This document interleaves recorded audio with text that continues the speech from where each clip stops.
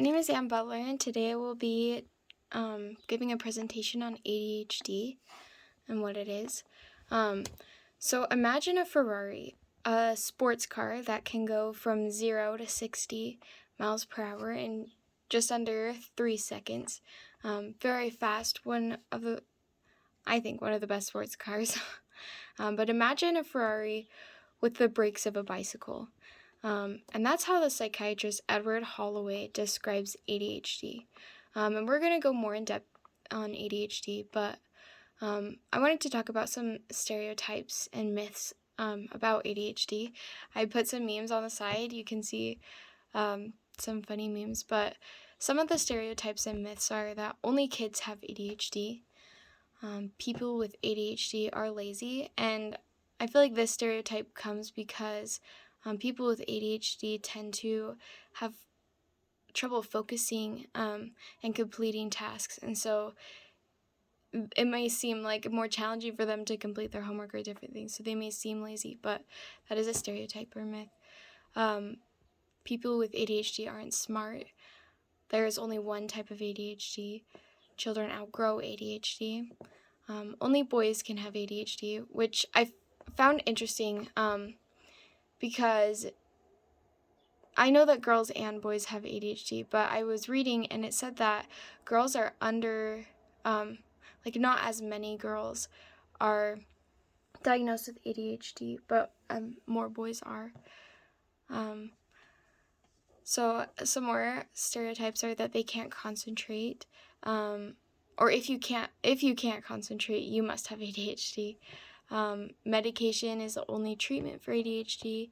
ADHD is caused by eating too much sugar, or ADHD is caused by bad parenting. And we'll kind of go more in depth and actually figure out what ADHD is in these next few slides. But what is ADHD?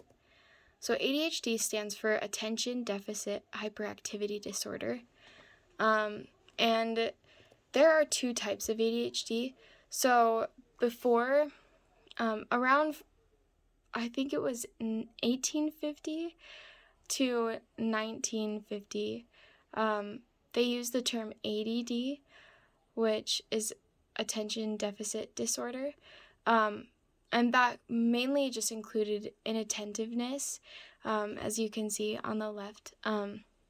But they recently added, in 1950s, around that time, hyperactive or impulsive disorder. So they just added ADHD. So they added hyperactive to that term. And so there is just one ADHD, but why they added ADHD is so that it can incorporate more symptoms or the different diversities that children have when they do have ADHD. And so they'll just diagnose them with ADHD, but it could be inattentiveness or hyperactive or impulsivity, or it could be a mix of both, and they could be diagnosed with ADHD, whether they have any one of those.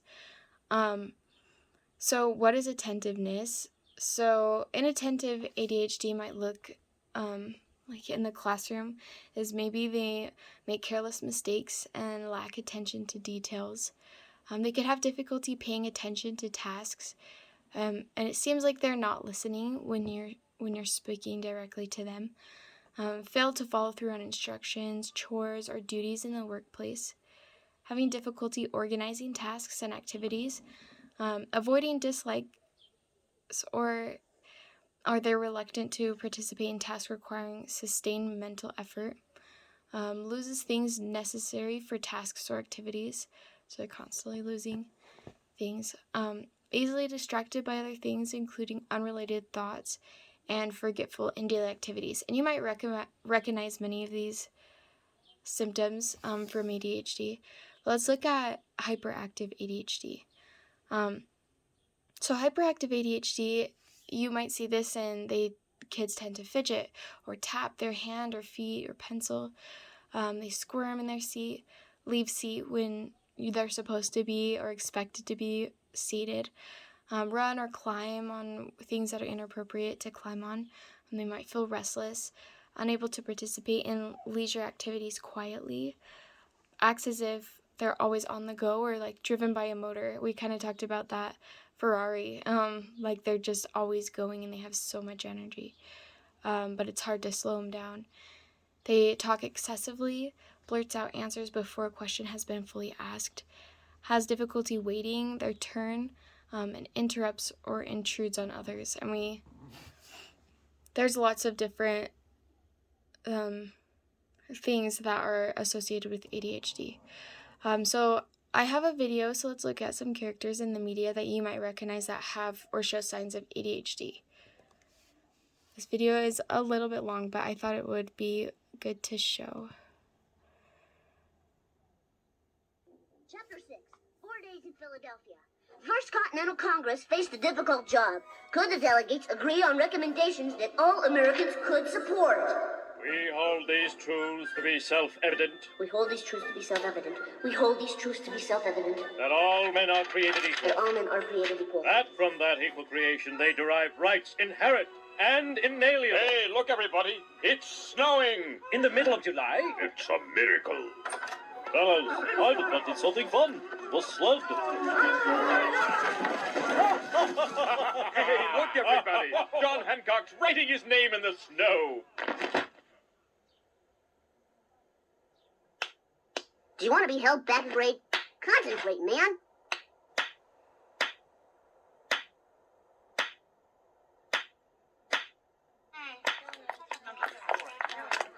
Later, Mrs. K. Please turn in your exam, Bart. Class is over. You think you could grade it now, please? Well, all right. Let me get Old Red.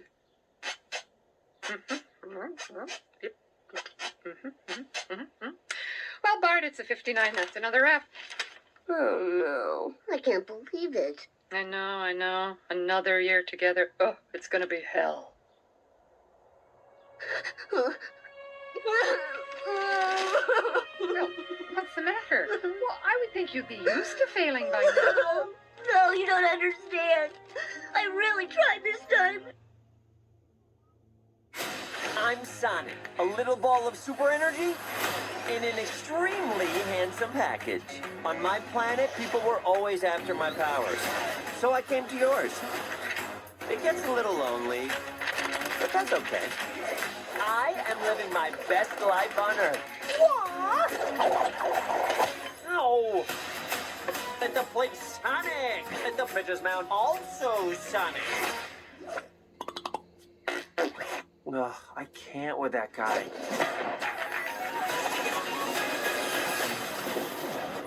We gotta lay low. Let me show you how it's done. So should we get out of here? Yeah, time to go. I always want to do this. Nailed it! Hey. Uh-oh. Let's go! Here comes the boom! How are you not dead? I have no idea! This can't be happening to me. Oh my God, stop the car right now! What? The world's largest rubber band ball? We gotta see it! No, this is not some fun family road trip. You're right. It was lame. Gift shop was cool, though. You throw your life away for this silly little alien. I hope nobody answers. Hello, I'm Tigger. Oh, you scared me. Sure I did. Everyone's scared of Tiggers. Who are you? I'm Pooh. Oh, Pooh. Sure. What's a Pooh? You're sitting on one. I am? Oh, well, glad to meet you. Name's Tigger. T-I-G-G-R. That spells Tigger. But what is a Tigger? Well, he asked for it. The wonderful thing about Tiggers is Tiggers are wonderful things. The tops are made out of rubber, the bottoms are made out of strings. The bouncy, flouncy, flouncy, pouncy, fun, fun, fun, fun, fun. But the most wonderful thing about Tiggers is I'm the only one. I'm the only one. Then what's that over there? Huh? Oh, hey, look. What a strange-looking creature. Look at those beady little eyes, and that preposterous chin, and those ricky-tickle striped pajamas. Looked like another Tigger to me. Oh, no, it's not. I'm the only Tigger. Watch me scare the stripes off of this imposter.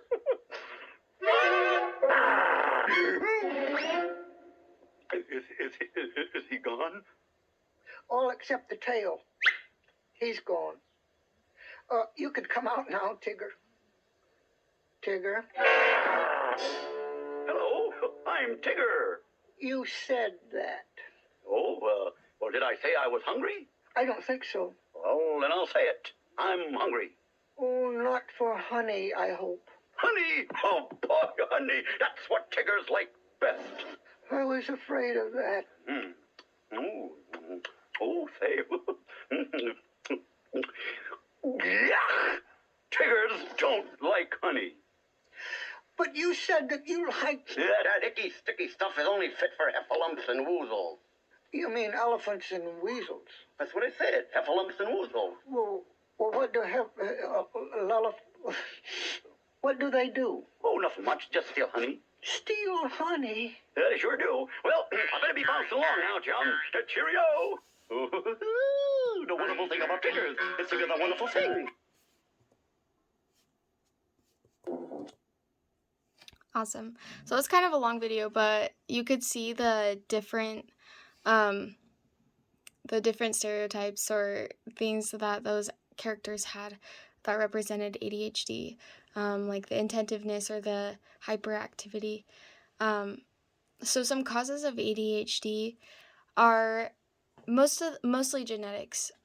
Genetics plays the major part in ADHD, and people will notice that, like, ancestors or family members will also have ADHD as they do. But I found it interesting to find that complex births with children, for example, like when forceps have to be used, or breech baby, premature baby, or large babies that have large heads, are all associated with ADHD because the interference with blood flow in the brain at that young age, it isn't necessarily like brain damage, but their brain has been slightly compromised at birth, and so it changes their prefrontal cortex in their brain, and can cause ADHD. So I thought that was interesting. Radiation exposure can also cause ADHD. It's uncommon though, as well as like head injuries. And so it is within the brain. It's not something that can just automatically be like taken away. It's their brain structure and how their brain functions and works. So how it's diagnosed is there are 9 symptoms associated with intensive ADHD and 9 symptoms for hyperactive and impulsive ADHD. So someone who is diagnosed with either intensive ADHD, hyperactive ADHD, or both will have 6 out of 9 of those symptoms. So let's look at the brain. So what happens in the brain with someone who has ADHD? So MRI scans have shown that the brain of a person with ADHD does function differently. ADHD brains have a smaller prefrontal cortex, which is the main control center of the brain. So normally in the brain, the more you try to focus, the higher the activity level will be in your brain. But they found that it's opposite. The opposite is true for people with ADHD, that the more that they try to focus, the less activity is present in their brain. There's also shown to be less dopamine in the brain, which helps control like rewards and pleasure centers, and regulate movement and emotional responses. And so low dopamine makes it really hard for ADHD brains to stay motivated. So people with ADHD are naturally compelled to seek stimulating like activities that are high adventure, and that also might be the cause why they don't necessarily focus as easily, because that control and reward and pleasure centers don't make enough dopamine for them to be pleased with what they're doing in the moment. So they're seeking and they're focusing on lots of different things. So some treatments for those people with ADHD is there's medication, and I was researching.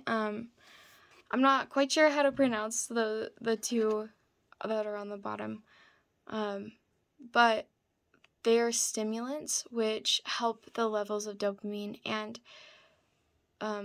those chemicals that are in the brain, which affects the person's attention and concentration, so it can help them focus more. There's also therapy that can help children and as well as adults. And in therapy, it teaches children how to better manage their time and their skills, and gives them a structured routine that they can follow with a reward after, so they can possibly associate that, like completing things with that good feeling. For adults, it helps them focus on decreasing distractions and improving organization skills. There's probably lots of therapies and places that people can go to get aid and help for ADHD. But what ADHD looks like, so my husband actually has ADHD, and it was interesting because hearing his stories when he was a kid, he talked about not having many friends and always running, and he would just run around. And he said that his dad had a video and he was just video recording and saying he never eats, he only runs. And he tended to be, as a child, a little more violent or prone to violence and outbursts. And now he still has ADHD.